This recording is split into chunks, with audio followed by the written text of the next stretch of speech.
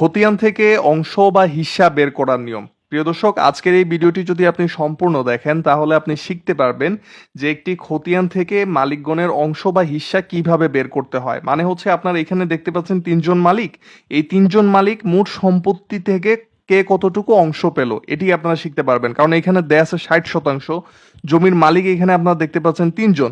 এখন কে কতটুকু অংশ পেল এটা নিয়ে অনেক সময় আপনারা অনেকেই বিভ্রান্ত হয়ে যান, অনেকেই পারেন না বিষয়টা, অনেক চিন্তা ভাবনায় পড়ে যান। তো এই জিনিসটাই আজকে আমরা দেখাবো, খুবই সহজ পদ্ধতি, এত সহজ পদ্ধতি আর হয় না, একবার দেখলে আপনারা শিখে যাবেন।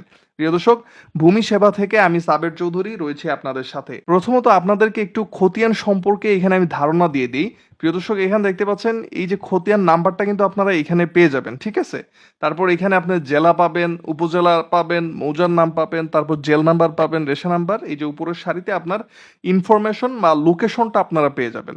তারপর হচ্ছে প্রথম কলামে আপনারা দেখতে পাচ্ছেন এখানে মালিকগণের নাম থাকবে। এখানে দেখতে পাচ্ছেন তিনজন মালিক, তার নিচে পিতার নাম লেখা আছে, তার মানে হচ্ছে তিনজন হচ্ছে ভাই এবং তিনজনের বাবা হচ্ছেন এই যে যোগেন্দ্রনাথ রায়, উনি হচ্ছেন তিনজনের বাবা, তিনজন ভাই, ঠিক আছে।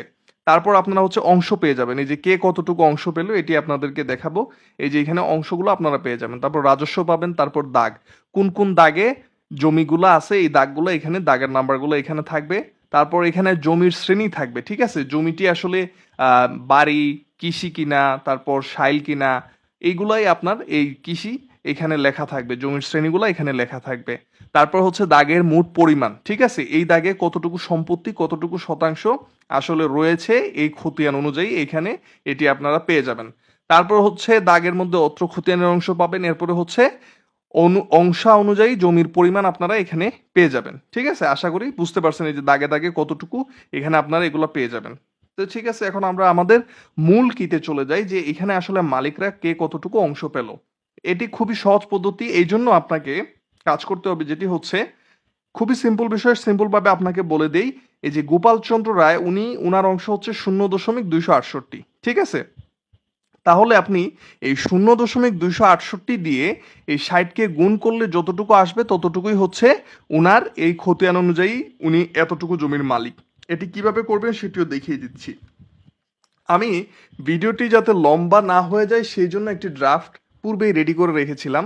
এখানে আপনারা দেখতে পাচ্ছেন গোপালচন্দ্র রায়, ঠিক আছে, গোপালচন্দ্র রায়ের অংশ হচ্ছে 0.268, ঠিক আছে, এবং মোট পরিমাণ হচ্ছে জমির 60%। প্রত্যেকটা সময় মনে রাখতে হবে যে অংশর সাথে জমির মোট পরিমাণ, এই যে খতিয়ানে মোট জমির পরিমাণের সাথে গুণ হবে, তাহলেই ওই ব্যক্তির অংশটা বেরিয়ে আসবে। তো দেখেন এখানে গোপালচন্দ্র রায়, উনার 0.268 দিলাম, তারপর গুণ দিছি আমরা 60 দিয়ে, ঠিক আছে।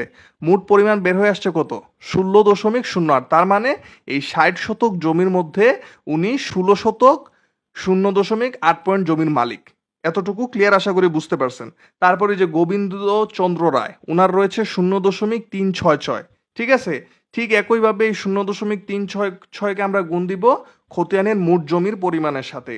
তারপরে উনার রেজাল্ট আসছে হচ্ছে আপনার 21.96 শতক।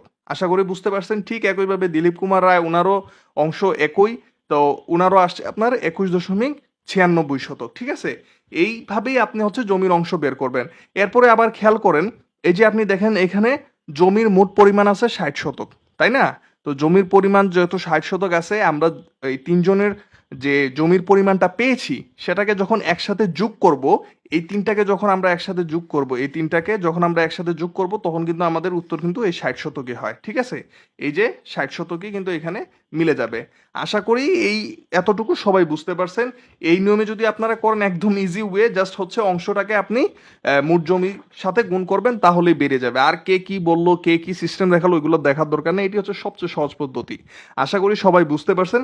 প্রিয় দর্শক, ভিডিওটি আপনারা শেয়ার করে দিবেন, কারণ অনেকেই আসলে জানে না যে কিভাবে জমির অংশ বা খতিয়ানের হিস্সা সে বের করবে।